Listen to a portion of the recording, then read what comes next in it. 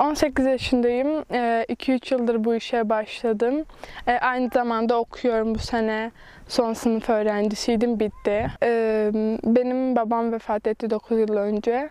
İşte o yüzden hem kendi ihtiyaçlarımı karşılamak amaçlı hem okul harçlığımı çıkarmak amaçlı bu işte çalışıyorum. Aynı zamanda anneme destek olmak için.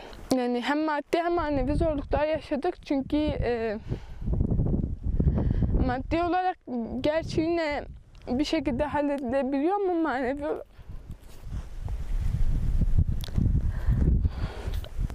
manevi olarak tabii çok büyük bir boşluk oluyor.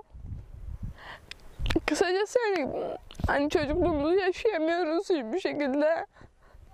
Tamamen sadece maddi olarak kendimize yetebilmeye, hayatta kalabilmeye çalışıyoruz. Şu an fiyat belli değil, her yıl işte belirleniyor. Bu sene 620 olarak söylüyorlar ama hiçbir şekilde emeğimizin karşılığını almıyoruz.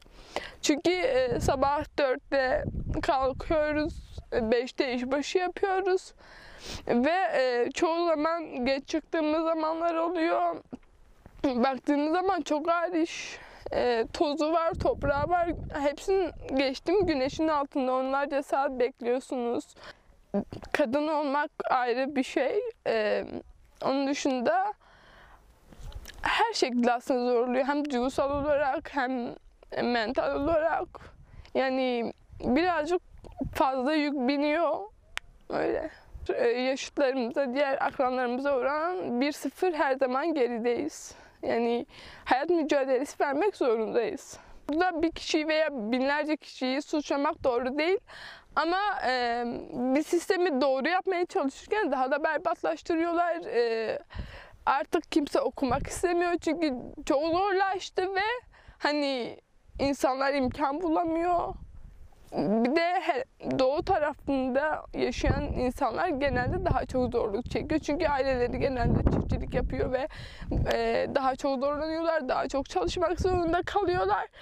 Şöyle hani bu düzeni biz değiştirmediğimiz sürece kimse kalkıp değiştirmeyecek. Biz bir şeylere dur demedikçe kimse dur demeyecek. Herkes oturduğu yerden yediği paralarla, akladığı kara paralarla devam edecek. Böyle de onlara pek bir etkisi olmuyor aslında. Sadece bundan zedelenen, bundan kötü bir şekilde faydalanan bizleriz. Biz halk olarak bence birleşmeliyiz ve doğru olanı doğru